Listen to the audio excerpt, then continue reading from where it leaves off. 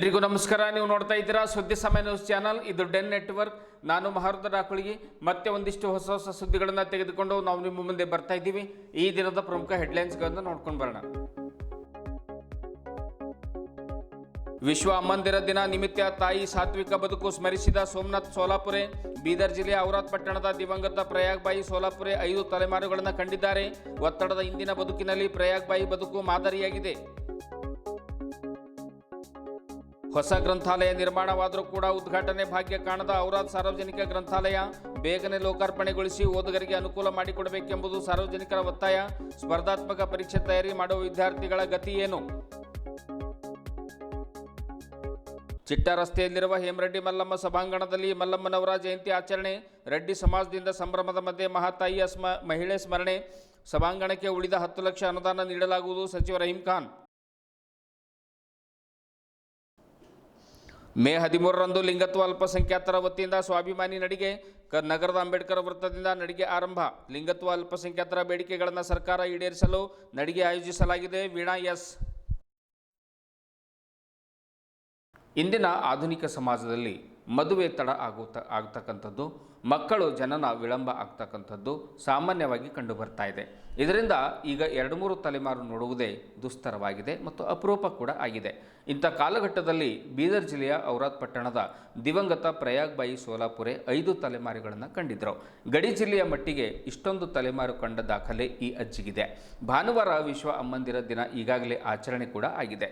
ಈ ಹಿನ್ನೆಲೆಯಲ್ಲಿ ಅವರ ಪುತ್ರರಾದ ನಿವೃತ್ತ KS ಅಧಿಕಾರಿ ಸೋಮನಾಥ್ ಸೋಲಾಪುರೆ ಅವರು ತಾಯಿಯ ಸಾತ್ವಿಕ ಹಾಗೂ ಸಾರ್ಥಕಮಯ ಜೀವನ ಸ್ಮರಣೆ ಮಾಡಿದ್ದಾರೆ. ಅಷ್ಟೇ ಅಲ್ಲ, ಇಂದಿನ ಆಧುನಿಕ ಗುಂಗಿನಲ್ಲಿ ಆಧುನಿಕತೆಯ ಒಂದು ಹಪ್ಪಹಪ್ಪಿತನದಲ್ಲಿ ಕುಟುಂಬದ ವೈಶಿಷ್ಟ್ಯತೆ ಕಳೆದು ಹೋಗುತ್ತಿರುವ ಹೊತ್ತಿನಲ್ಲಿ ಪ್ರಯಾಗ್ ಬಾಯಿ ಜೀವನ ಆದರ್ಶ ಹಾಗೂ ಪ್ರೇರಣಾದಾಯಕ ಇದೆ ಎಂದು ಅವರು ಹೇಳುತ್ತಾರೆ. ಪ್ರಯಾಗ್ ಬಾಯಿ ಸೋಲಾಪುರೆ ಅವರು 90ನೇ ವಯಸ್ಸಿನಲ್ಲಿ ನಿಧನರಾದರು. ಈ ಹೊತ್ತಿಗೆ ಅವರು ಮಕ್ಕಳು, ಮೊಮ್ಮಕ್ಕಳು, ಮರಿಮೊಮ್ಮಕ್ಕಳ ಮಕ್ಕಳು ಹೀಗೆ 5 ತಲೆಮಾರುಗಳನ್ನು ಕಂಡಿದ್ರು. ಹೀಗೆ 5 ತಲೆಮಾರುಗಳು ನೋಡಿದ್ರು. ಇಷ್ಟು ತಲೆಮಾರು ನೋಡುವ ಜೀವ ಈಗ ಸಿಗುವುದೇ ಒಂದು ಕಷ್ಟಕರವಾಗಿದೆ. ಪ್ರಯಾಗ್ ಬಾಯಿ ಅವರ ಜೀವನ ಅತ್ಯಂತ ಸರಳತೆ ಮತ್ತು ಶಿಸ್ತಿನ ಪ್ರತಿರೂಪವಾಗಿತ್ತು. ಆರೋಗ್ಯಕರವಾದ ಆಹಾರವನ್ನು ಸೇವನೆ ಮಾಡ್ತಾ ಇದ್ರು. ಆಮೇಲೆ ಉಪ್ಪು, ಹುಳಿ, ಖಾರ ಇವೆಲ್ಲವುಗಳನ್ನು ಒಂದು ಮಿತವಾಗಿ ಬಳಸ್ತಾ ಇದ್ರು. ಮನೆ ಮದ್ದಾಗಿರ್ತಕ್ಕಂಥ ಉಪ್ಪು, ಎಣ್ಣೆ ಇವೆಲ್ಲವುಗಳ ಕಡಿಮೆ ಬಳಕೆ, ಬೆಳಿಗ್ಗೆ ಬೇಗ ಏಳುವಂಥದ್ದು, ದೇವರ ಧ್ಯಾನ ಮಾಡುವಂಥದ್ದು, ಒಂದಿಷ್ಟು ಮನೆ ಕೆಲಸ ಮಾಡುವಂಥದ್ದು ಇವೆಲ್ಲವುಗಳು ಕೂಡ ಇತರರಿಗೆ ಮಾದರಿಯಾಗಿವೆ ಎನ್ನುತ್ತಾರೆ ಸೋಮನಾಥ್ ಸೋಲಾಪುರೆ ಅವರು. ಇಂದಿನ ವೇಗದ ಬದುಕಿನಲ್ಲಿ ಒತ್ತಡದ ಜೀವನ ಶೈಲಿ, ಫಾಸ್ಟ್ ಫುಡ್ ಅಭ್ಯಾಸಗಳು ಆರೋಗ್ಯವನ್ನು ಹದಗೆಡಿಸ್ತಾ ಇವೆ. ಈ ಸಂದರ್ಭದಲ್ಲಿ ಪ್ರಯಾಗ್ ಬಾಯಿ ಅವರ ಬದುಕು ನಮಗೆಲ್ಲರಿಗೆ ಮಾದರಿ ಎನಿಸಿದೆ. ದೀರ್ಘಾಯುಷ್ಯಕ್ಕೆ ಕೇವಲ ಔಷಧಿ ಸಾಕಾಗೋದಿಲ್ಲ. ಉತ್ತಮ ಆಹಾರ, ಮನಃಶಾಂತಿ, ಕುಟುಂಬದ ಬೆಂಬಲ ಹಾಗೂ ಸಕಾರಾತ್ಮಕ ಚಿಂತನೆ ಕೂಡ ಅಗತ್ಯವಾಗಿದೆ. ಈ ಎಲ್ಲ ಅಂಶಗಳ ಜೊತೆಗೆ ಕುಟುಂಬದ ಕಾಳಜಿ ಮುಖ್ಯ. ಸಮಯಕ್ಕನುಗುಣವಾಗಿಯೇ ಏನು ಮಾಡಬೇಕು ಅದನ್ನು ಮಾಡಿದರೆ ಈ ರೀತಿಯ ಬದುಕು ಕಾಣಬಹುದು. ಅವರ ಬದುಕು ಇಂದಿನ ಪೀಳಿಗೆಗೆ ದಾರಿದೀಪವಾಗಿದೆ ಎಂದು ಎಲ್ಲರೂ ಕೂಡ ಸ್ಮರಿಸ್ತಾ ಇದ್ದಾರೆ. ಈ ಫೋಟೋ ಈಗ ಎಲ್ಲೆಡೆ ವೈರಲ್ ಆಗ್ತಾ ಇದೆ. 5 ತಲೆಮಾರುಗಳನ್ನು ಕಂಡಿರ್ತಕ್ಕಂಥ ಪ್ರಯಾಗ್ ಬಾಯಿ ಅವರ ಜೀವನ ಈಗ ಎಲ್ಲೆಡೆ ಎಲ್ಲರ ಬಾಯಿಯಲ್ಲಿ ಒಂದು ಸ್ಮರಣೆ ನಡೀತಾ ಇದೆ.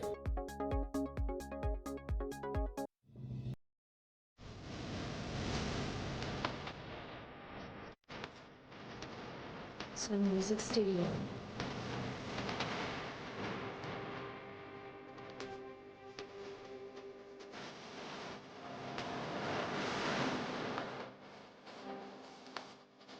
Music Studio.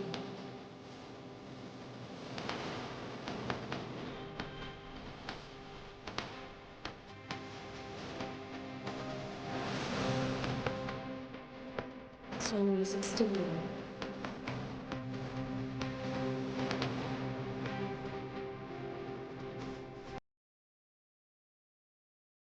ಔರಾದ್ ತಾಲೂಕಿನಲ್ಲಿ ಸಾರ್ವಜನಿಕ ಗ್ರಂಥಾಲಯ ಇದ್ದರೂ ಕೂಡ ಅದರ ಉಪಯೋಗ ಕಾಣದೇ ಇರುವ ಒಂದು ಸಾರ್ವಜನಿಕರು ಈ ಹಿಂದೆ ಹಳೆಯ ಪಟ್ಟಣ ಪಂಚಾಯಿತಿ ಪಕ್ಕದಲ್ಲಿಯೇ ಒಂದು ಸಣ್ಣ ಕೊಠಡಿಯಲ್ಲಿ ಗ್ರಂಥಾಲಯ ನಡೀತಾ ಇತ್ತು. ಆದರೆ ದಿನ ಕಳೆದಂತೆ ಓದುಗರ ಸಂಖ್ಯೆ ಹೆಚ್ಚಾಗಿದ್ದು ಹೆಚ್ಚಿನ ಓದುಗರಿಗೆ ಸ್ಥಳಾವಕಾಶ ಕೋರಲು ಕ್ಷೇತ್ರದ ಶಾಸಕರಾದ ಪ್ರಭು ಚೌಹಾಣ್ ಅವರು ಅನುದಾನ ಮಂಜೂರು ಮಾಡಿಸಿದರು. ಈಗ ಹೊಸ ಕಟ್ಟಡ KKRDB ಅನುದಾನದಲ್ಲಿ 5 ವರ್ಷಗಳ ಹಿಂದೆ ಅಂದಾಜು ಮೊತ್ತ 95 ಲಕ್ಷಕ್ಕೂ ಅಧಿಕ ವೆಚ್ಚದಲ್ಲಿ ಸಾರ್ವಜನಿಕ ಗ್ರಂಥಾಲಯ ಕೂಡ ನಿರ್ಮಾಣ ನಿರ್ಮಾಣ ಮಾಡಲಾಗಿದೆ. ಇಂದಿಗೂ ಕಟ್ಟಡವು ಉದ್ಘಾಟನಾ ಭಾಗ್ಯ ಕಂಡಿರೋದಿಲ್ಲ. ಸಾರ್ವಜನಿಕರು ಇದರಿಂದ ತುಂಬ ಬೇಸರವನ್ನು ವ್ಯಕ್ತಪಡಿಸ್ತಾ ಇದ್ದಾರೆ. ತಾಲೂಕು ಮಟ್ಟದಲ್ಲಿಯೇ ಈ ರೀತಿ ಗ್ರಂಥಾಲಯ ಉದ್ಘಾಟನೆ ಕಾಣದೆ ಓದುಗರು ಅಲ್ಲಿ ಅಲಿದಾಡುವಂಥ ಪರಿಸ್ಥಿತಿ ಬಂದಿದೆ ಅಂದಮೇಲೆ ಇನ್ನು ಗ್ರಾಮ ಮಟ್ಟದಲ್ಲಿ ಒಂದು ಗ್ರಂಥಾಲಯಗಳ ಪರಿಸ್ಥಿತಿ ಏನಾಗಿರ್ಬೋದು ಅನ್ನುವಂಥದ್ದನ್ನು ಒಮ್ಮೆ ಊಹಿಸಿ ನೋಡಿದಾಗ ಅಲ್ಲಿ ಯಾವುದೇ ರೀತಿಯ ಒಂದು ಗ್ರಂಥಾಲಯಗಳು ಉಪಯೋಗ ಆಗ್ತಾ ಇಲ್ಲ. ಕಟ್ಟಡ ಇದ್ದರೆ ಉದ್ಘಾಟನೆ ಭಾಗ್ಯ ಇಲ್ಲ, ಉದ್ಘಾಟನೆ ಆದರೆ ಪುಸ್ತಕಗಳ ಭಾಗ್ಯ ಇಲ್ಲ, ಪುಸ್ತಕಗಳು ಉದ್ಘಾಟನೆ ಎಲ್ಲ ಆದರೂ ಕೂಡ ಓದುಗರು ಇಲ್ಲ ಅನ್ನುವಂಥ ಅಯೋಮಯ ಸ್ಥಿತಿ ಇಲ್ಲಿ ಬರ್ತಾ ಇದೆ. ಆದರೆ ಔರಾದ್ನಲ್ಲಿ ಒಂದು ಭವ್ಯ ಗ್ರಂಥಾಲಯವನ್ನು 95 ಅಂದರೆ 1 ಕೋಟಿ ವೆಚ್ಚದಲ್ಲಿ ಈಗಾಗಲೇ ನಿರ್ಮಾಣ ಮಾಡಲಾಗಿದೆ. ಆದರೆ ಅದು ಇನ್ನೂ ಉದ್ಘಾಟನೆ ಕಂಡಿಲ್ಲ. ಉದ್ಘಾಟನೆ ಆಗದೇ ಇದ್ದ ಮೇಲೆ ಒಳಗೆ ಹೋಗ್ಲಿಕ್ಕೆ ಹೇಗೆ ಸಾಧ್ಯ, ಮಕ್ಕಳು ಓದಲಿಕ್ಕೆ ಹೇಗೆ ಸಾಧ್ಯ ಅನ್ನುವಂಥ ಒಂದು ದೊಡ್ಡ ಪ್ರಶ್ನೆ ಇಲ್ಲಿ ಉದ್ಭವ ಆಗಿದೆ.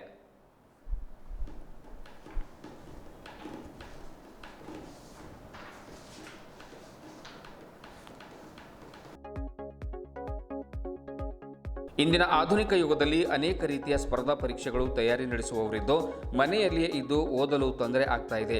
ಈಗ ಗ್ರಂಥಾಲಯಕ್ಕೆ ಬಂದು ಕುಳಿತು ಒಂದಿಷ್ಟು ಓದೋಣ ಅಂತಂದರೆ ಅದರಲ್ಲೂ ಕೂಡ ಉದ್ಘಾಟನೆ ಇನ್ನೂ ಗ್ರಂಥಾಲಯ ಆಗದೇ ಇರುವಂಥದ್ದನ್ನು ನೆನೆಸ್ಕೊಂಡಾಗ ವಿದ್ಯಾರ್ಥಿಗಳು ಕೂಡ ವಿಚಾರ ಮಾಡ್ತಾ ಇದ್ದಾರೆ. ಇದರಿಂದ ಬೇಸತ್ತ ಸ್ಥಳೀಯರು ಒಂದು ಗ್ರಂಥಾಲಯ ಉದ್ಘಾಟನೆಗಾಗಿ ಕಾಯ್ತಾ ಇದ್ದೇವೆ, ಉದ್ಘಾಟನೆ ಯಾವಾಗ ಮಾಡ್ತೀರಾ ಎಂದು ಮಾಧ್ಯಮದ ಮೂಲಕ ಹೇಳ್ತಾ ಇದ್ದಾರೆ. ಇದೇ ಸಂದರ್ಭದಲ್ಲಿ ಮಾತನಾಡಿದ ಶರಣಪ್ಪ ಪಾಟೀಲ್, ಆದಷ್ಟು ಬೇಗ ಗ್ರಂಥಾಲಯ ಉದ್ಘಾಟನೆ ಮಾಡಬೇಕು. ನೂರಾರು ವಿದ್ಯಾರ್ಥಿಗಳಿಗೆ ಓದುಗರಿಗೆ ಸ್ಪರ್ಧಾ ಪರೀಕ್ಷೆಗಳಿಗೆ ತಯಾರಿ ಮಾಡ್ತಾ ಇರುವವರಿಗೆ ತುಂಬಾ ಸಹಾಯ ಆಗುತ್ತೆ ಎನ್ನುವಂಥ ಮಾತನ್ನು ಕೂಡ ಅವರು ಹೇಳಿದರು. ಇದೇ ಸಂದರ್ಭದಲ್ಲಿ ಸೋಪನ್ರಾವ್ ಪಾಟೀಲ್, ವಿಮಲಾಬಾಯಿ ಮತ್ತು ಅಲ್ಲಿಯ ಸಾರ್ವಜನಿಕರು ಕೂಡ ಉಪಸ್ಥಿತರಿದ್ದರು.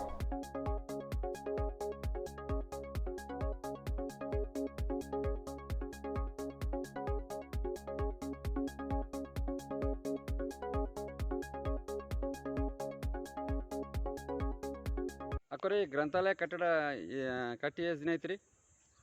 4 ವರ್ಷ 5 ವರ್ಷ ಮುಗಿಲಾಕ ಬಂದದ್ರಿ ಸರ್. ಇನ್ನ ಗ್ರಂಥಾಲಯದ ಏನೂ ಮಾಡಿಲ್ಲ ಅವರು. ಎಲ್ಲ ಕೆಲಸ ಮುಗ್ದದ? ಎಲ್ಲ ಕೆಲಸ ಮುಗ್ದದ, ಮತ್ತು ಉಲ್ಟಾ ಹಾಳ ಹೋಗ್ಯಾದ. ನನ್ನ ಮಗನೇ ಹೋಗಿ ಹೇಳ ಬಂದಾರ, ನಿನ್ನೆ ಕಿಲಿ ಹಾಕ್ಯಾರ ಅವ್ರು. ಇವು ಬಸವ ಗುರುಕುಲ ಹುಡುಗರು ಎಲ್ಲ ಈ ಕಡೆ ಹೊಂಟಾವ. ಎಲ್ಲ ಶೌಚಾಲಯ ಮಾಡ್ಲತ್ತಾವ, ಒಳಗೆ ಇಸ್ಪಟ್ ಆಡ್ಲತ್ತಾವ, ಸರಿ ಕುಡಿಲತ್ತಾವ, ಒಳಗೆ ಜಿಂಗಣಿ ಮಾಡಿ ಗ್ಲಾಸ್ ಎಲ್ಲ ಹೊಡೆದಾಕ್ಯಾವ. ಮತ್ತಂದ್ರೆ ಗ್ರಂಥಾಲಯ ಇದನ್ನ ಖುಲ್ಲನೇ ಇತ್ತು? ಖುಲ್ಲನೇ ಇತ್ತು ಸರ್. ಖುಲ್ಲನೇ ಇತ್ತು. ಅದು ಎಲ್ಲ ಹಾಳು ಮಾಡ್ಯಾಕ್ಯಾವ. ಹೇಳಿ ಬಂದ್ರೆ ಅವಾಗ ನಿನ್ನ ಕಿಲಿ ಹಾಕ್ಯಾರ. ಇಲ್ಲಿ ಗ್ರಂಥ ಎಲ್ಲ ಸುವಿಧಾ ಮಾಡ್ಲತ್ತಾರ ಅವ್ರದ. ಖರೆ ಇದು ಗ್ರಂಥ ಕಟ್ಟಿ ಸುವಿಧಾ ಓಪನಿಂಗ್ ಮಾಡಿಲ್ಲ ಅವರು. ಓಪನಿಂಗ್ ಮಾಡಿಲ್ಲ. ಈಗ ನಮ್ಮ ಗಲ್ಯಾಗ ಏರಿಯಾದಾಗ ಗ್ರಂಥಾಲಯ ಆಗಿನ ಹಿಡಿದು 60 ವರ್ಷ 65 ವರ್ಷ 70 ವರ್ಷ ಆಗಿನವ್ರು ಹರ. ಹೆಣ್ಮಕ್ಳು ಗಂಡಸರು ಎಲ್ಲರೇ ಹರ. ನಾವು ಒಂದು ಅರ್ಧ ತಾಸು 1 ತಾಸು ಬಂದು ಕೂಡ್ಬೋದು ಇಲ್ಲಿ. ಯಾಕೆ ಓಪನಿಂಗ್ ಮಾಡಿಲ್ಲ? ಎಲ್ಲ ಕಡೆ ಸುವಿಧಾ ಮಾಡ್ಲತ್ತಾರ. ನಮ್ಮ ಗಲ್ಯಾಗ ನಮ್ಮ ಏರಿಯಾದಾಗ ಯಾಕಾಗಿಲ್ಲ? ಇಷ್ಟು ದೊಡ್ಡ ಕಟ್ಟಣಿಕೆ ಮಾಡ್ಯಾರ, ರೊಕ್ಕ ಖರ್ಚು ಮಾಡ್ಯಾರ. ಅದನ್ನು ಇವರು ದುರುಪಯೋಗಿ ಮಾಡಿ ಎಲ್ಲ ಹಾಳು ಮಾಡ್ಲತ್ತಾರ. ಇದ್ರ ಓಪನಿಂಗೇ ಮಾಡಿಲ್ಲ. ಅವ್ರ ಅಧಿಕಾರಿಗಳು ಏನು ಮಾಡ್ತಾ ಇದ್ದಾರೆ ಸರ್? ಥೋಡ್ಯಾರ ಈ ಕಡೆ ಲಕ್ಷ ಕೊಡಬೇಕಿಲ್ಲ. ಒಂದೇ ಗ್ರಂಥಾಲಯ ಅದ ಇಲ್ಲಿ ಅವರದಾಗ, ಅವರ ಪಟ್ಟಣದಾಗ. ಮತ್ತು ಅದೂ ಯೂಸ್ ಇಲ್ಲ. ಅದೂ ಇವಾಗ ಕಟ್ಟಣ ರೊಕ್ಕ ವೇಸ್ಟ್ ಅದು, ಎಲ್ಲನೇ ವೇಸ್ಟ್ ಅದು. ಮದುವೆ ಉಪಯೋಗ ಇಲ್ಲ ಅವ್ರದ್ದು. ಇದು ಯಾರು ನಿಷ್ಕಾಳಜಿ ಅಂತ ನಿಮ್ಗೆ ಗೊತ್ತಲ್ಲ? ಅಧಿಕಾರಿಗಳು ನಿಷ್ಕಾಳಜಿ ರೀ ಸರ್. ಅಧಿಕಾರಿಗಳು ನಿಷ್ಕಾಳಜಿ. ಇದು ಎಲ್ಲ. ನಿಮ್ಮ ಹೆಸರು? ನಮ್ಮ ವಿಮಲ್ ಸೋಪನ್ರಾವ್ ಪಾಟೀಲ್. ಔರಾ ತಾಲೂಕಿನ ಸಾರ್ವಜನಿಕ ಗ್ರಂಥಾಲಯ ಸುಮಾರು 2020-21 ಅನುದಾನದಲ್ಲಿ, ಶಾಸಕರ ಅನುದಾನದಲ್ಲಿ, KKRDB ಅನುದಾನದಲ್ಲಿ ಇದು ಬಿಲ್ಡಿಂಗ್ ಕಟ್ಟಡವನ್ನು ಆರಂಭ ಆಗಿದೆ. ಕಟ್ಟಡ ಕಾಮಗಾರಿಯನ್ನು ಪೂರ್ಣಗೊಂಡಿದ್ದು ಇಲ್ಲಿವರೆಗೆ ಈ ಉದ್ಘಾಟನೆ ಆಗಿಲ್ಲ. ಅದಕ್ಕೋಸ್ಕರ ನಾವು ಈ ಎಲ್ಲ ಓಣಿಯ ಜನರು ಹಾಗೂ ನಮ್ಮ ಎಲ್ಲ ಔರಾ ತಾಲೂಕಿನ ಎಲ್ಲ ಗ್ರಂಥಾಲಯ ನಮ್ಮ ಓದುಗರ ಹರ ಅವ್ರಿಗೆ ಭಾಳ ನೋವಾಗ್ಲತ್ತದ. ಹಳೇದು ಕಟ್ಟಡ ಇತ್ತು. ಹಳೆ ಕಟ್ಟಡದಾಗ ಸ್ವಲ್ಪ ಜನ ಹೋಗ್ತಿದ್ದರು, ಬರ್ತಾಯಿದ್ರು. ಅದು ಹಾಗಾಗ್ಯದ ಹಿಂಗಾಗ್ಯದ ಅಂತ ಹೇಳಿಬಿಟ್ಟು ಅಲ್ಲಿಂದ ಗ್ರಂಥಾಲಯ ಅಂತ ತೆಗೆದುಬಿಟ್ರೆ. ತಾಲೂಕದಲ್ಲಿ ಒಂದು ಗ್ರಂಥಾಲಯ ಇಲ್ಲ ಅಂದರೆ ನಮಗೆ ನಾಚಿಕೆ ಆಗಬೇಕು. ಆಗ ತಾಲೂಕಾ ಮಟ್ಟದಲ್ಲಿ ಒಂದು ಗ್ರಂಥಾಲಯ ಇಲ್ಲ. ಓದುಗರು ಭಾಳಷ್ಟು ಜನ ಇದ್ದಾರೆ. ಅದೇ ನಾವು ನಮಗೆ ಎಷ್ಟು ಇದು ಆಗ್ಲತ್ತದ. ಮಾನ್ಯ ಶಾಸಕರಿಗೆ ಮನವಿ ಅದ. 2021-22ರಲ್ಲಿ ಅನುದಾನದಲ್ಲಿ ಸುಮಾರು 1 ಕೋಟಿ 1.5 ಕೋಟಿ ಅನುದಾನದಲ್ಲಿ ಏನು ಕಟ್ಟಡ ಕಾಮಗಾರಿ ಆಗ್ಯದ. ಇಲ್ಲಿವರೆಗೆ ಉದ್ಘಾಟನೆ ಯಾಕಾಗಿಲ್ಲ? ಈ ಉದ್ಘಾಟನೆ ಆಗಿಲ್ಲ. ಅದಕ್ಕೋಸ್ಕರ ಇಲ್ಲಿ ಬಹಳಷ್ಟು ಅನೈತಿಕ ಚಟುವಟಿಕೆಗಳು ನಡೆದವ. ಈ ಓಣೆ ಜನರು ಅವರು ಭಾಳ ಇದು ಮಾಡ್ಕೊಳತ್ತಾರ, ಅವ್ರಿಗೆ ಭಾಳ ತೊಂದರೆ ಆಗ್ಲತ್ತದ. ಸರ್ ಇದು ಎಷ್ಟು ವರ್ಷ ಆಯ್ತು ಗ್ರಂಥಾಲಯ ಕಟ್ಟಿ? ಸುಮಾರು 5 ವರ್ಷ ಆಯ್ತು. 5 ವರ್ಷ ಆಯ್ತು. 4-5 ವರ್ಷ ಆಯ್ತು. ಕೆಲಸ ಮುಗಿದು ಆದ್ರೆ ಇನ್ನೂ ಉದ್ಘಾಟನೆ ಭಾಗ್ಯ ಸಿಕ್ಕಿಲ್ಲ. ಇಲ್ಲ, ದಾರಿ ಬಂದಿತ್ತು. ನಾನೇ ಇಂಟಿಮೇಷನ್ ಹಾಕಿ ಹೇಳಿ ಮತ್ತು ಇದು ಲಾಕ್ ಮಾಡ್ಲಾಕ್ ಹಚ್ಚಿದ. ಹುಡುಗರು ಎಲ್ಲ ಬಂದು ಇದು ಬಾತ್ರೂಮ್ದಾಗ ಕೂಡ್ಲತ್ತಾವ, ಸಂಡಸ್ ಮಾಡ್ಲತ್ತಾರ ಮತ್ತು ಸರಿ ಬಿಡ್ಲತ್ತಾರ. ಬೈಠಕ್ ಸಾಯಂಕಾಲ ಏನು ಧಿಂಗಾನಿ ಮಾಡ್ಲತ್ತಾರ. ಊರ್ದು ಹಂದಿ ಅದು ಹೋಗಿ ಒಳಗೆ ಸೇರ್ಲತ್ತಾವ. ಅಂದ್ರೆ ಕೀಲಿ ಹೆಸರು ಹಾಕಿ ನೀನು ಹಾಕಿ. ನಿಮ್ಮ ಹೆಸರು? ನನ್ನ ಹೆಸರು ಸೋಪಾನರಾವ್ ಪಾಟೀಲ್. ನಿಮ್ಮ ಹೆಸರು ಸರ್? ನನ್ನ ಹೆಸರು ಶರಣಪ್ಪ ಪಾಟೀಲು. ಮುಂದೆ ಮಾನ್ಯ ಶಾಸಕರಿಗೆ ಹಾಗೂ ಮಾನ್ಯ ಸಚಿವರಿಗೆ ನಾವು ಒಂದು ಮನವಿ ಅದ. ದಯವಿಟ್ಟು ನಮ್ಮ ತಾಲೂಕದಲ್ಲಿ ಒಂದು ಗ್ರಂಥಾಲಯ ಇರಬೇಕು. ಆ ಗ್ರಂಥಾಲಯ ನಮ್ಮ ಇದು ಏನದು ತಾಲೂಕಾಧಿಕಾರಿಗಳಿಗೆ ಏನದ ಮತ್ತು ಜಿಲ್ಲಾಧಿಕಾರಿ ಗ್ರಂಥಾಲಯ ಅಧಿಕಾರಿಗಳಿಗೆ ಸಂಬಂಧಪಟ್ಟ ಅಧಿಕಾರಿಗಳಿಗೆ ಭೇಟಿ ಮಾಡಿ ಕೂಡಲೇ ಮಾನ್ಯ ಶಾಸಕರು ಈ ಗ್ರಂಥಾಲಯ ಉದ್ಘಾಟನೆ ಮಾಡ್ಬೇಕಂತೇಳಿ ತಮ್ಮಲ್ಲಿ ಮನವಿ ಅದ. ಈ ಕಾಮಗಾರಿ ಪೂರ್ಣಗೊಂಡು 2021-22 ಆದ್ರೂ ಇಲ್ಲಿವರೆಗೆ ಈ ಉದ್ಘಾಟನೆ ಆಗಿಲ್ಲ. ಈ ನಮಗೆ ಕೇಳೋದ ಸಂಬಂಧಪಟ್ಟಂತ ನಾವು ಕೇಳಿದೆವು. ಇದಕ್ಕೆ ಪ್ರಾಬ್ಲಮ್ ಏನದ ಅಂದ್ರೆ ಈ ಗ್ರಂಥಾಲಯ ಮುಖ್ಯ ಅಧಿಕಾರಿಗಳು ಏನಿದಾರ ಅವ್ರು ನಿಷ್ಕಾಳಜಿದಿಂದ ಇಲ್ಲಿವರೆಗೆ ಈ ಉದ್ಘಾಟನೆ ಭಾಗ್ಯ ಆಗಿಲ್ಲ ಅಂಥೇಳಿ ನಮಗೆ ಕಂಡು ಬಂತು. Thank you. ಬೀದರ್ ನಗರದ ಚಿಟ್ಟಾ ರಸ್ತೆಯಲ್ಲಿರುವಂತಹ ಶಿವಶರಣೆ ಹೇಮರೆಡ್ಡಿ ಮಲ್ಲಮ್ಮನವರ ಜಯಂತಿ ಉತ್ಸವವನ್ನು ರೆಡ್ಡಿ ಸಮಾಜ ಸಂಘದ ವತಿಯಿಂದ ಅತ್ಯಂತ ಸಂಭ್ರಮ, ಭಕ್ತಿ ಮತ್ತು ಸಡಗರದ ಮಧ್ಯೆ ಆಚರಣೆ ಮಾಡಲಾಯಿತು. ಈ ಕುರಿತು ಮಾತನಾಡಿದ ಪೌರಾಡಳಿತ ಮತ್ತು ಹಜ್ ಸಚಿವ ರಹೀಂ ಖಾನ್ ಅವರು, ಹೇಮರೆಡ್ಡಿ ಮಲ್ಲಮ್ಮ ಸಭಾಂಗಣಕ್ಕೆ ಈ ಹಿಂದೆ 10 ಲಕ್ಷ ಈಗಾಗಲೇ ಅನುದಾನವನ್ನು ನಾನು ಕೊಟ್ಟಿದ್ದೆ, ಇನ್ನುಳಿದ 10 ಲಕ್ಷವೂ ಕೂಡ ಶೀಘ್ರವೇ ನಾನು ಕೊಡ್ತೇನೆ ಎನ್ನುವಂಥ ಭರವಸೆಯನ್ನು ನೀಡಿದರು. ಅಲ್ಲದೆ ಹೇಮರೆಡ್ಡಿ ಮಲ್ಲಮ್ಮನವರ ಸಾಧನೆ ಅಪಾರವಾಗಿದೆ, ಮಹಾತ್ಮರ ಸ್ಮರಣೆ ಮಾಡಿದರೆ ಬದುಕು ಸಾರ್ಥಕ ಆಗುತ್ತೆ ಎನ್ನುವಂಥ ಮಾತನ್ನು ಕೂಡ ಹೇಳಿದರು. ಜೀವನದಲ್ಲಿ ಉತ್ತಮ ಕೆಲಸ ಮಾಡಬೇಕು, ವಿಶ್ವಾಸ ಇಡಬೇಕು ಮತ್ತು ದೇವರ ಮೇಲೆ ನಂಬಿಕೆ ಇಡಬೇಕು. ಆ ಒಂದು ರೀತಿ ನಾವು ಜೀವನ ಸಾಗಿಸಿದರೆ ಬದುಕು ಸುಖಮಯವಾಗ್ತದೆ ಎನ್ನುವಂಥ ಮಾತನ್ನು ಕೂಡ ಹೇಳಿದರು. ಒಬ್ಬನೇ ದೇವರು ಇಡೀ ಜಗತ್ತನ್ನು ವೀಕ್ಷಣೆ ಮಾಡ್ತಾನೆ, ಇನ್ನೊಬ್ಬರ ಮಾತು ಕೇಳದೆ ದೇವರು ಮೆಚ್ಚುವಂತೆ ಬದುಕಬೇಕು. ಬೀಸುವ ಗಾಳಿ, ಕುಡಿಯುವ ನೀರು, ಆಮೇಲೆ ತಿನ್ನುವ ಅನ್ನ, ನೀಡುವಂಥ ರಕ್ತ, ಇವೆಲ್ಲವುಗಳಿಗೆ ಇಲ್ಲವಂಥ ಭೇದ ಮನುಷ್ಯರ ಮಧ್ಯೆ ಯಾಕೆ ಇವೆಲ್ಲ ಭೇದ ಅನ್ನುವಂಥ ಮಾತನ್ನು ಕೂಡ ರಹೀಂ ಖಾನ್ ಅವರು ಮಾರ್ಮಿಕವಾಗಿ ಮಾತನಾಡಿದರು. ರೆಡ್ಡಿ ಸಮಾಜ ಸಂಘದ ಜಿಲ್ಲಾಧ್ಯಕ್ಷ ಶಂಕರ್ ರೆಡ್ಡಿ ಚಿಟ್ಟಾ ಅವರು ಮಾತನಾಡಿ, ಇಂದು ಹೇಮರೆಡ್ಡಿ ಮಲ್ಲಮ್ಮನವರ ಜಯಂತಿ ಉತ್ಸವದ ಜೊತೆಗೆ ರೆಡ್ಡಿ ಸಮಾಜದ ವಿದ್ಯಾರ್ಥಿಗಳಿಗೆ ಸನ್ಮಾನಿಸಿ ಗೌರವಿಸಲಾಗಿದೆ. SSLC ಹಾಗೂ PUCಯಲ್ಲಿ ಉತ್ತಮ ಅಂಕ ಗಳಿಸಿದ ಮಕ್ಕಳಿಗೆ ಸನ್ಮಾನಿಸಿ ಪ್ರೇರೇಪಿಸಲಾಯಿತು. ಸುಮಾರು 20 ವರ್ಷಗಳಿಂದ ಇಲ್ಲಿ ಹೇಮರೆಡ್ಡಿ ಮಲ್ಲಮ್ಮನವರ ಜಯಂತಿ ಆಚರಣೆ ಮಾಡಿಕೊಂಡು ಬರ್ತಾ ಇದ್ದೇವೆ, ತನ್ಮೂಲಕ ಒಗ್ಗಟ್ಟಿನ ಮಂತ್ರವನ್ನು ಸಾರ್ತಾ ಇದ್ದೇವೆ ಎನ್ನುವಂಥ ಮಾತನ್ನು ಹೇಳಿದರು.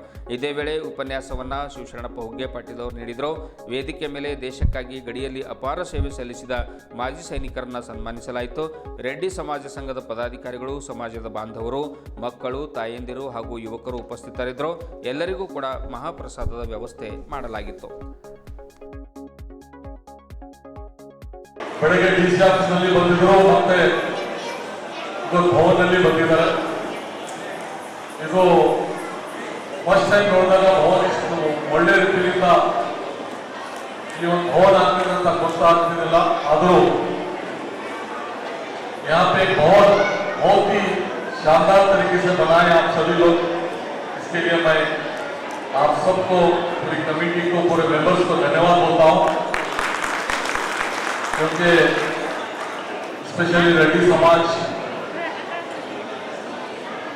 के लोग, जितने भी लोग हैं, वो लोग कहीं पे भी किसको भी मांगने के लिए नहीं जाते.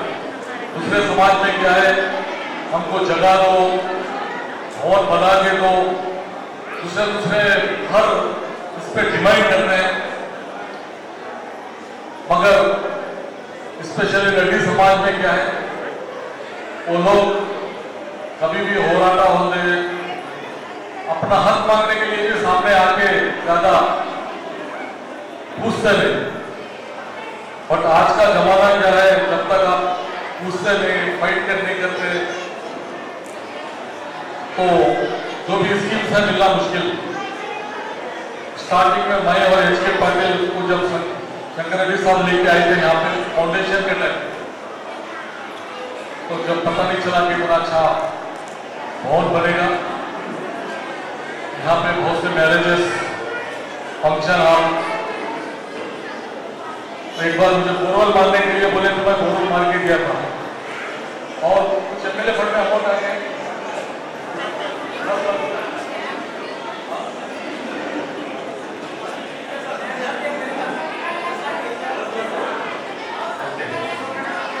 अच्छा 20 लाख का डिमांड है, आपके 10 लाख आए बोल रहे हैं। तो अभी ಅಸಲಿಗೆ ಈ प्रपंच के अंदर देवर ऊपर इधर सबका पता ही। हम यहाँ बैठ के सभी लोग ऑक्सीजन उसूल क्या बोल रहे हैं, ऑक्सीजन जला ಗಾಳಿ ನೀವು ಬಿಡ್ತೀರಿ, ನಾವು ತಗೋತೀವಿ, ನಾವು ಬಿಡ್ತೀರಿ, ನೀವು ತಗೋತೀರಿ। आवाज ಯಾವ ಜಾತಿ, ಯಾವ ಧರ್ಮ, ಯಾವ ಸಮಾಜ ಅಂತ जब कोई बात नहीं करता। ನಮ್ಮ ಸ್ಕೂಲ್ನಲ್ಲಿ ಎಲ್ಲ ಮಕ್ಕಳು ಮಿಕ್ಸ್ ಆಗ್ತಾರೆ, ಫಂಕ್ಷನ್ನಲ್ಲಿ ಎಲ್ಲ, ಹಾಸ್ಪಿಟಲ್ನಲ್ಲಿ, ಟ್ರೈನ್ನಲ್ಲಿ, ಬಸ್ನಲ್ಲಿ, ಎಲ್ಲ ಕಡೆ ಎಲ್ಲರೂ ಮಿಕ್ಸ್ ಆಗ್ಬಿಡ್ತಾರೆ। ಅದು ಆಕ್ಸಿಜನ್ ಬಿಡ್ತೀರಿ, ಬೇರೆಯವರು ಹೋಗ್ತಾರೆ। ಒಂದು ಆಕ್ಸಿಜನ್ ನಮ್ಮ ಕುದುಲ್ಗೆ ಹೋಗಿಲ್ಲ ಅಂದ್ರೆ ನಮ್ಮ ಕುದುಲ್ ಇರಲ್ಲ। हमारे सिर में अगर ऑक्सीजन को नहीं गया तो हमारे सिर में बाल नहीं रहते, पूरा नीचे से लेकर पूरा ऊपर तक पूरा बॉडी में ऑक्सीजन होता है। आवाज ವೆಜಿಟೇರಿಯನ್ ಇದ್ದಾನೆ, ಬಡವರು ಇದ್ದಾನೆ, ಜಾತಿ ಯಾರಿದ್ದಾರೆ, ನಮ್ಮ ಕಾರ್ನಲ್ಲಿ ನಾವು ಕಾರ್ ಹೋಗ್ತೇವೆ, ಅವ್ರಲ್ಲಿ ಡ್ರೈವರ್ ಯಾರು ಇರ್ತಾರೆ ಗೊತ್ತಿಲ್ಲ, ನಮ್ಮ ಮನೆಯಲ್ಲಿ ಅಡುಗೆ ಯಾರು ಮಾಡ್ತಾರೆ ಅವರು ಯಾರು ಗೊತ್ತಿಲ್ಲ, ಹಾಸ್ಪಿಟಲ್ ಅಲ್ಲಿ ಡೆಲಿವರಿ ಯಾರು ಮಾಡ್ತಾರೆ ಅವ್ರು ಗೊತ್ತಿಲ್ಲ, ಅವ್ರಿಗೆಲ್ಲ ಆಕ್ಸಿಜನ್ ಮಿಕ್ಸ್ ಆಗ್ಬಿಡ್ತಾರೆ।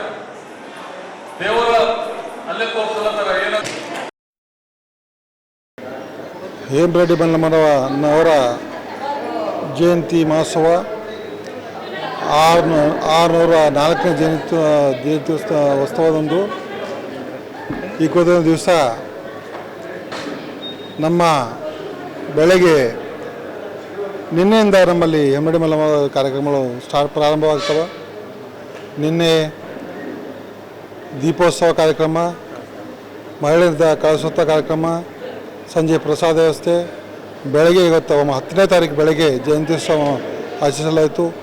ಇಂದು ಬೆಳಗ್ಗೆ 6 ಗಂಟೆಗೆ ಇಲ್ಲಿ ಮಲ್ಲಮ್ಮನವರ ದೇವಸ್ಥಾನದಲ್ಲಿ ಅಭಿಷೇಕ ಮತ್ತು ವಿವಿಧ ಕಾರ್ಯಕ್ರಮ ಮುಖಾಂತರ, ಅಲ್ಲಿಂದ 10 ಗಂಟೆಗೆ DC ಆಫೀಸಿನಲ್ಲಿ ಪೂಜೆಗೆ ಫೋಟೋಗೆ ಪೂಜೆ ಮಾಡಿ, ಅಲ್ಲಿಂದ ಇವತ್ತಿನ ದಿವಸ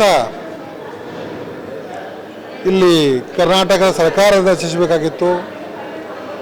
ನಾನಾ ಕಾರಣದಿಂದ ನಮ್ಮ ಘನ ಸರ್ಕಾರದ ಸಚಿವರು ನಿಧಾನ ಇರೋದ್ರಿಂದ ಸರಕಾರ ಕಾರ್ಯಕ್ರಮ ರದ್ದು ಮಾಡಲಾಯಿತು। ಅದೇ ನಿಮಿತ್ತ ನಾವು ಅವರಿಗೆ ಮೌನಾಚರಣೆ ಮಾಡಿ ಸಂತಾಪ ವ್ಯಕ್ತಪಡಿಸಿ, ಆದ ನಂತರ ಸಮಾಜ ಮಕ್ಕಳಿಗೆ ಸಣ್ಣ ಪುಟ್ಟ ಕಾರ್ಯಕ್ರಮ ಮಾಡಿ, ಇವತ್ತ SLC ಮತ್ತು PUC ಓದಿದಂಥ ಮಕ್ಕಳಿಗೆ ಸನ್ಮಾನ ಮಾಡಿ, ಮಾಜಿ ಸೈನಿಕರಿಗೆ ಎಲ್ಲ ಸಮಾಜ ಮುಖಂಡರು ಬಂದು ಈ ಕಾರ್ಯಕ್ರಮ ಭಾಗಿಯಾಗಿದ್ದರು। ಈ ಕಾರ್ಯಕ್ರಮ ಇನ್ನೂ ವಿಜೃಂಭಣೆ ಆಗ್ತಾಯಿತ್ತು ಮತ್ತು ಈ ಸಂದರ್ಭದಲ್ಲಿ ಮಾನ್ಯ ಸಚಿವರು ನಿಧನರಾಗಿದ್ದರಿಂದ ಇಲ್ಲಿ ಸಮಾಜದ ಎಲ್ಲ ಮುಖಂಡರು ಸೇರಿ ವಿವಿಧ ಕಾರ್ಯಕ್ರಮ ಮುಖಾಂತರ ಸರಳವಾಗಿ ಆಚರಿಸಲಾಯಿತು ಅಂತ ಹೇಳಿ ನಿಮ್ಮ ಪತ್ರಿಕೆ ಮುಖಾಂತರ ತಿಳಿಸಲಾಗುತ್ತದೆ। ಇಲ್ಲಿ ನೆರೆದಂಥ ಸಮಾಜ ಮುಖಂಡರು, ಪತ್ರಿಕಾ ವರದಿಯವರು ಲಿಂಗತ್ವ ಮತ್ತು ಲೈಂಗಿಕ ಅಲ್ಪಸಂಖ್ಯಾತರ ಹಕ್ಕುಗಳ ರಕ್ಷಣೆ, ಸ್ವಗುರುತಿನ ಗೌರವ ಹಾಗೂ ಸಂವಿಧಾನಾತ್ಮಕ ಹಕ್ಕುಗಳ ಪರವಾಗಿ ಕರ್ನಾಟಕ ಸ್ವಾಭಿಮಾನಿ ನಡಿಗೆ 2026 ಒಂದು ಮೇ 13ರಂದು ಬುಧವಾರ ಬೀದರ್ನಲ್ಲಿ ನಡೆಯಲಿದೆ ಎಂದು ಸಂಗಮ ಸಂಸ್ಥೆಯ ವಲಯ ಸಂಯೋಜಕಿ ವೀಣಾ ಎಸ್ ತಿಳಿಸಿದರು। ಸೋಮವಾರ ನಗರದ ಜಿಲ್ಲಾ ಪತ್ರಿಕಾ ಭವನದಲ್ಲಿ ಕರೆದ ಸುದ್ದಿಗೋಷ್ಠಿಯನ್ನು ಉದ್ದೇಶಿಸಿ ಮಾತನಾಡಿರುವಂಥ ಅವರು, ನಾಳೆ ಬೆಳಗ್ಗೆ 11 ಗಂಟೆಗೆ ಅಂದರೆ ಮೇ 13ರಂದು ಬೆಳಗ್ಗೆ 11 ಗಂಟೆಗೆ ನಗರದ ಅಂಬೇಡ್ಕರ್ ವೃತ್ತದಿಂದ ಸ್ವಾಭಿಮಾನಿ ನಡಿಗೆ ಆರಂಭ ಆಗಲಿದೆ। ಬಳಿಕ ಮಧ್ಯಾಹ್ನ 12:30ಕ್ಕೆ ಮೈದೂರು ಕ್ರಾಸ್ನಲ್ಲಿರುವಂಥ ಹೋಟೆಲ್ ಉಡುಪಿ ಕೃಷ್ಣ ಒಂದು ಆವರಣದಲ್ಲಿ ಸಾರ್ವಜನಿಕ ಸಭೆ ಕೂಡ ಜರುಗಲಿದೆ। ಬೀದರ್ನಲ್ಲಿ ಇದು 2ನೇ ಬಾರಿಗೆ ಆಯೋಜಿಸಲಾಗಿದೆ। ಸಮುದಾಯದ ಸದಸ್ಯರು, ಬೆಂಬಲಿಗರು ಹಾಗೂ ವಿವಿಧ ಸಂಘ ಸಂಸ್ಥೆಗಳ ಪ್ರಮುಖರು ಹಾಗೂ ಸಂಘಟನೆಗಳ ಪ್ರತಿನಿಧಿಗಳು ಈ ಒಂದು ಸಮಾರಂಭದಲ್ಲಿ ತಪ್ಪದೇ ಪಾಲ್ಗೊಂಡು ನಮಗೆ ಕೋಆಪರೇಟ್ ಮಾಡಬೇಕು, ನಮ್ಮ ಬೇಡಿಕೆಗಳಿಗೆ ಸ್ಪಂದಿಸಲಿಕ್ಕೆ ಸರ್ಕಾರದ ಮೇಲೆ ಒತ್ತಡ ಹೇರಲಿಕ್ಕೆ ನಮಗೆ ನೀವೆಲ್ಲ ಸಹಕಾರ ಕೊಡಬೇಕು ಅನ್ನುವಂಥ ಮಾತನ್ನು ಕೂಡ ವೀಣಾ ಅವರು ಪತ್ರಿಕಾಗೋಷ್ಠಿಯಲ್ಲಿ ಹೇಳಿದರು. ಲಿಂಗತ್ವ ಅಲ್ಪಸಂಖ್ಯಾತರ ಗುರುತಿನ ಮಾನ್ಯತೆ ಹಾಗೂ ಕರ್ನಾಟಕದಲ್ಲಿ ಸರ್ಕಾರಿ ಉದ್ಯೋಗಗಳಲ್ಲಿ 1% ಮೀಸಲಾತಿ ಸೇರಿದಂತೆ ಹಲವು ಮಹತ್ವದ ಸಾಧನೆಗಳು ಸಾಧ್ಯವಾಗಿವೆ. ಆದರೆ ಕೇಂದ್ರ ಸರ್ಕಾರ ಪರಿಚಯಿಸಿ ಅಂಗೀಕರಿಸಿರುವಂಥ ಟ್ರಾನ್ಸ್ಜೆಂಡರ್ ವ್ಯಕ್ತಿಗಳು ತಿದ್ದುಪಡಿ ಕಾಯ್ದೆ 2026 ವಿರುದ್ಧ ತೀವ್ರ ಆಕ್ರೋಶ ವ್ಯಕ್ತಪಡಿಸಲಾಗಿದೆ. ಈ ತಿದ್ದುಪಡಿ ಸ್ವಗುರುತಿನ ಹಕ್ಕನ್ನು ಹತ್ತಿಕ್ಕಿ ವ್ಯಕ್ತಿಯ ಲಿಂಗತ್ವವನ್ನು ನಿರ್ಧರಿಸುವ ಅಧಿಕಾರವನ್ನು ಎಲ್ಲ ಮ್ಯಾಜಿಸ್ಟ್ರೇಟ್ ಹಾಗೂ ವೈದ್ಯಕೀಯ ಮಂಡಳಿಗಳಿಗೆ ಒಪ್ಪಿಸ್ತಾ ಇದೆ ಎಂದು ಆರೋಪ ಮಾಡಿದರು. ರಾಜ್ಯದ ಸಂಸದರು, ಶಾಸಕರು ತಮ್ಮ ನಿಲುವುಗಳನ್ನು ಸಾರ್ವಜನಿಕವಾಗಿ ಪ್ರಕಟಿಸಬೇಕು. ಆರೋಗ್ಯ, ಶಿಕ್ಷಣ, ವಾಸಸ್ಥಳ ಮತ್ತು ಜೀವನೋಪಾಯ ಕ್ಷೇತ್ರಗಳಲ್ಲಿ ಟ್ರಾನ್ಸ್ಜೆಂಡರ್ ಒಂದು ಸಮುದಾಯಕ್ಕೆ ಹೆಚ್ಚಿನ ಅವಕಾಶ ಮತ್ತು ಬಜೆಟ್ ಮೀಸಲಾತಿ ಕಲ್ಪಿಸಬೇಕು. ನಾವು ಬದುಕಿದ್ದೇವೆ, ಅನ್ಯಾಯದ ವಿರುದ್ಧ ಪ್ರತಿರೋಧಿಸುತ್ತೇವೆ, ಅದಕ್ಕೆ ಹೆಮ್ಮೆಯಿಂದ ನಡೀತಾ ಇದ್ದೇವೆ ಎಂಬ ಘೋಷವಾಕ್ಯದೊಂದಿಗೆ ಈ ಸ್ವಾಭಿಮಾನಿ ನಡಿಗೆ ಹಮ್ಮಿಕೊಳ್ಳಲಾಗಿದೆ. ಎಲ್ಲರೂ ಕೂಡ ಒಂದು ಪಾಲ್ಗೊಳ್ಳಬೇಕು, ಸಹಕಾರ ಕೊಡಬೇಕು ಅನ್ನುವಂಥ ಮಾತನ್ನು ಹೇಳಿದರು. ಪತ್ರಿಕಾಗೋಷ್ಠಿಯಲ್ಲಿ MGSP ಸದಸ್ಯ ಭೀಮಾ, ಸಂಘಮಿತ್ರ ಸೇವಾ ಸಂಸ್ಥೆ ಅಧ್ಯಕ್ಷೆ ಸಪ್ನಾ, ಬುದ್ಧ ಬೆಳಕು ಟ್ರಸ್ಟ್ ಅಧ್ಯಕ್ಷ ಮಹೇಶ್ ಗೋರ್ನಾಳ್ಕರ್, ಸಾಮಾಜಿಕ ಹೋರಾಟಗಾರ ವಿನಯ್ ಮಾಳ್ಗೆ, ಸಾಹಿತಿ ಜಗದೀಶ್ವರ್ ಬಿರಾದಾರ್, ಶರಣ ತತ್ವ ಪ್ರಸಾರ ಮತ್ತು ಗ್ರಾಮೀಣಾಭಿವೃದ್ಧಿ ಸೇವಾ ಸಂಸ್ಥೆಯ ಬಸವರಾಜ್ ಸಿ ಮಾತನಾಡಿದರು. ಅವರು ಕೂಡ ಉಪಸ್ಥಿತರಿದ್ದರು. ಸ್ಥಾನಮಾನ ಬಗ್ಗೆ ಮಾತಾಡ್ತಾ ಇದ್ದೀವಿ. ಮೊದಲನೇದಾಗಿ ಕುಟುಂಬದಿಂದ ನಮಗೆ ತಿರಸ್ಕಾರ ಇದೆ, ಒಪ್ಕೊಳ್ಳೋದಿಲ್ಲ. ಯಾಕಂದರೆ ಕುಟುಂಬ ಈ ಸಮಾಜಕ್ಕೆ ಭಯಪಟ್ಟು ಕುಟುಂಬದಲ್ಲಿ ಒಂದು ಹೆಣ್ಣು ಮದುವೆ ಮಾಡ್ಕೊಳ್ಳೋಕ್ಕೆ ಒಂದು ಹೆಣ್ಣು ತರಬೇಕು ಮತ್ತು ಮನೆಯಿಂದ ಒಂದು ಹೆಣ್ಣು ಕೊಡಬೇಕಂದಾಗ ನಮ್ಮಂಥ ಸಮುದಾಯ, ಲಿಂಗತ್ವ ಅಲ್ಪಸಂಖ್ಯಾತ ಸಮುದಾಯ ಇದ್ದರೆ ಮನೆಯಲ್ಲಿ ನಮಗೆ ಘನತೆ, ಗೌರವ ಹೋಗುತ್ತೆ ಅಂತ ಹೇಳಿ ನಮ್ಮನ್ನು ಮನೆಯಿಂದ ತಿರಸ್ಕಾರ ಮಾಡ್ತಾರೆ. ಕುಟುಂಬದಿಂದ ಮೊದಲನೇದಾಗಿ ನಮಗೆ ತಿರಸ್ಕಾರ ಆಗುತ್ತೆ. ವಿದ್ಯಾಭ್ಯಾಸದಲ್ಲಿ ನಮಗೆ ಕುಂದುಕೊರತೆಗಳಾಗುತ್ತೆ. ಯಾಕಂದರೆ ಯಾರು ಟೀಚರ್ಸ್ಗಳಿದ್ದಾರೆ ಅವ್ರಿಗೆ ಅಷ್ಟು ಒಂದಿಷ್ಟು ಸೆನ್ಸಿಟೈಸೇಷನ್ ಇಲ್ಲ, ನಮ್ಮ ಬಗ್ಗೆ ಅರಿವಿಲ್ಲ, ಅವ್ರಿಗೆ ನಾವು ಯಾರು ಅನ್ನೋದನ್ನು ಅವ್ರಿಗೆ ಗೊತ್ತಾಗ್ತಾ ಇಲ್ಲ. ಅದರಿಂದ ಸ್ಕೂಲ್ನ ಬಿಡಬೇಕಾಗುತ್ತೆ. ಸ್ಕೂಲಲ್ಲಿ ನಾವು ಡಿಸ್ಕಂಟಿನ್ಯೂ ಆಗುವಂಥ ಪರಿಸ್ಥಿತಿ ಬರ್ತಾ ಇದೆ. ಹಾಗೆ ಫ್ರೆಂಡ್ ಸರ್ಕಲ್ ಯಾರೆಲ್ಲ ಇದ್ದಾರೆ, ನಮ್ಮ ಸ್ನೇಹಿತರು ಸಹ ನಮ್ಮನ್ನು ರಿಜೆಕ್ಟ್ ಮಾಡೋವಂಥದ್ದಾಗುತ್ತೆ. ಸಾರ್ವಜನಿಕ ಸ್ಥಳಗಳಲ್ಲಿ ನಮಗೆ ಅವಕಾಶ ಇಲ್ದಂಗೆ ಆಗ್ತಾ ಇದೆ. ಮತ್ತು ಸರ್ಕಾರದಿಂದ ನಮಗೆ ಏನೆಲ್ಲ ಸಿಗಬೇಕು ಅದೆಲ್ಲ ಸೌಲಭ್ಯಗಳು ಸಿಗ್ತಾ ಇಲ್ಲ. ನಾವು ಮುಖ್ಯವಾಗಿ ಕೇಳ್ತಾ ಇದ್ದೀವಿ, ನಾವು ಮನೆ ಬಿಟ್ಟು ಹೊರಗಡೆ ಬಂದಮೇಲೆ ದುಡಿಯೋಕ್ಕೆ ಕೆಲಸ ಇಲ್ಲ, ದೇವರಂತ ಏನು ಸೃಷ್ಟಿ ಮಾಡಿದಂತೆ ಸಮಾಜ ಹೇಳುತ್ತೆ, ನಮಗೂ ಹೊಟ್ಟೆ ಇದೆ, ನಾವು ಜೀವನ ಮಾಡಬೇಕು. ಅದರಿಂದ ನಾವು ಭಿಕ್ಷಾಟನೆ ನಮಗೆ ಮೇಯ್ನಾಗಿ ಒಂದು ಅವಕಾಶ ಇರ್ತಕ್ಕಂಥದ್ದು. ಸಮುದಾಯಕ್ಕೆ ಭಿಕ್ಷಾಟನೆ ಮಾಡಬೇಕು, ನಾವು ಹೊಟ್ಟೆ ತುಂಬಿಸ್ಕೊಳ್ಬೇಕು. ಕೆಲವೊಂದು ಸಮಾಜದಲ್ಲಿ ನಮ್ಮನ್ನು ಲೈಂಗಿಕ ವೃತ್ತಿಗೂ ಬಳಸ್ಕೊತಾರೆ. ಆ ಲೈಂಗಿಕ ವೃತ್ತಿಯಿಂದ ಬರ್ತಕ್ಕಂಥ ಹಣದಿಂದ ನಾವು ಜೀವನ ಮಾಡ್ತಾ ಇದ್ದೀವಿ, ಬೇರೆ ಯಾವುದೇ ಅವಕಾಶ ಇಲ್ಲ. ಸರ್ಕಾರ ನಮ್ಮ ಬಗ್ಗೆ ಒಂದಿಷ್ಟು ಕಣ್ ತೆಗೆದು ನೋಡಬೇಕು. 400 ರೂಪಾಯಿಂದ ಈಗ 1200 ರೂಪಾಯಿ ಮೆನ್ಷನ್ ಮಾಸಾಸ್ತ್ರ ಅಂತ ಮಾಡಿದ್ದಾರೆ, ಮೈತ್ರಿ ಸ್ಕೀಮ್ ಅಂತ. 1200 ರೂಪಾಯಿಂದ ಏನು ಜೀವನ ಮಾಡೋಕ್ಕಾಗುತ್ತೆ ಅನ್ನೋದು ನಾವು ಪ್ರಶ್ನೆ ಮಾಡ್ತಾ ಇದ್ದೀವಿ. ಇರೋದಕ್ಕೆ ಮನೆ ಕೊಡಬೇಕು, ದುಡಿಯೋದಕ್ಕೆ ಕೆಲಸ ಕೊಡಬೇಕು. ಮನೆ ಹೊಂದಿದ್ರೆ ಎಲ್ಲ ರೀತಿಯ ಮೂಲಭೂತ ಸೌಕರ್ಯಗಳು ನಮಗೆ ಸಿಗುತ್ತೆ. ಯಾರು ನಮ್ಮನ್ನ ಮನೆಯಿಂದ ತಿರಸ್ಕಾರ ಮಾಡಲ್ಲ. ಒಂದು ಕಡೆಯಿಂದ ಇನ್ನೊಂದು ಕಡೆ ನಾವು ವಲಸೆ ಹೋಗುವಂಥದ್ದು ನಿಲ್ಲುತ್ತೆ. ಸರ್ಕಾರ ನಮಗೆ ಆದಷ್ಟು ಬೇಗ ನಮಗೆ ಮನೆ ಬಿಡುಗಡೆ ಮಾಡಿಕೊಡ್ಬೇಕು, ಮನೆಗಳು ಕೊಡಬೇಕು.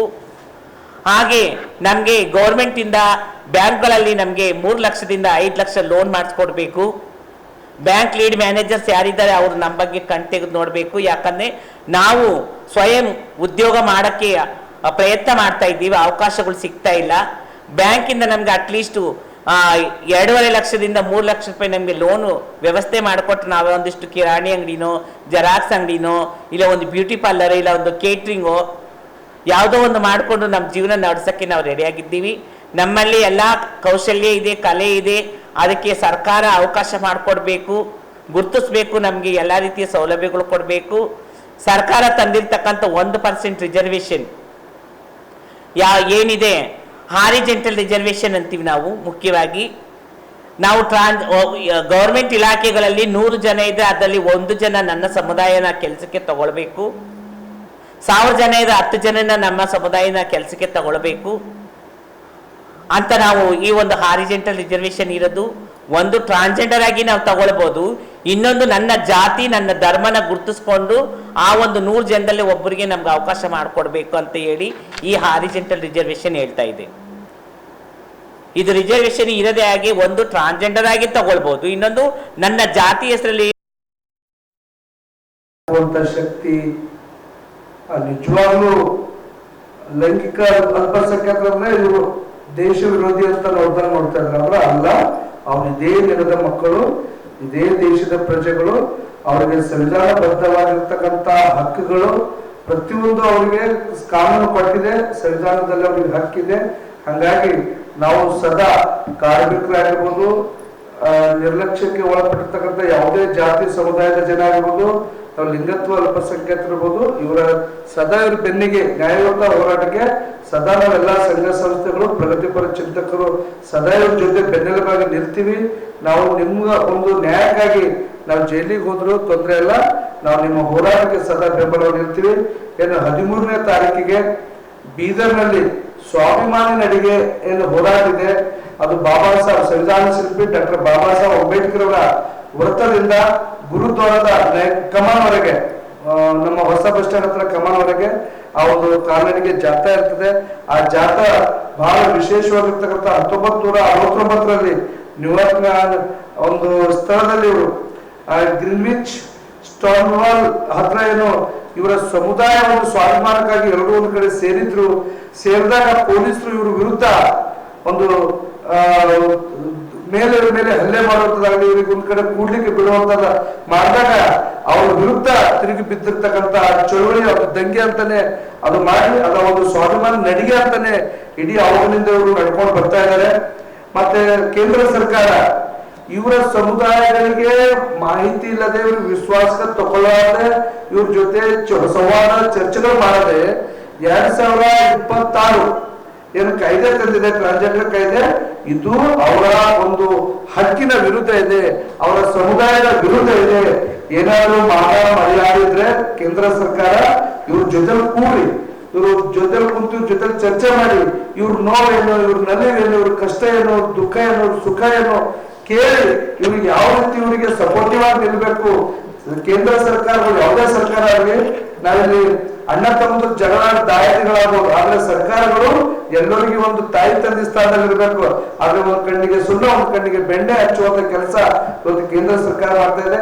ಹಂಗಾಗಿ ನಾವು ರಾಜ್ಯ ಸರ್ಕಾರ, ಕಾಂಗ್ರೆಸ್ನ ಸಿದ್ದರಾಮಯ್ಯ ಸಾಹೇಬರ ಸರ್ಕಾರಕ್ಕೆ ಮನವಿ ಮಾಡ್ಕೊತೀವಿ, ಕೇಂದ್ರ ಸರ್ಕಾರ ಕಾಯ್ದೆ ತಂದೆ, ಆ ಕಾಯ್ದೆ ಕರ್ನಾಟಕದಲ್ಲಿ ಯಾವುದೇ ಕಾರಣಕ್ಕೂ ಅನುಷ್ಠಾನ ಮಾಡಬಾರ್ದು ಅಂತ ಹೇಳಿ ಕೂಡ ನಾನು ಬುದ್ಧ ಬೆಳಕು ಟ್ರಸ್ಟ್ ವತಿಯಿಂದ ಒತ್ತಾಯ ಮಾಡ್ತೇನೆ.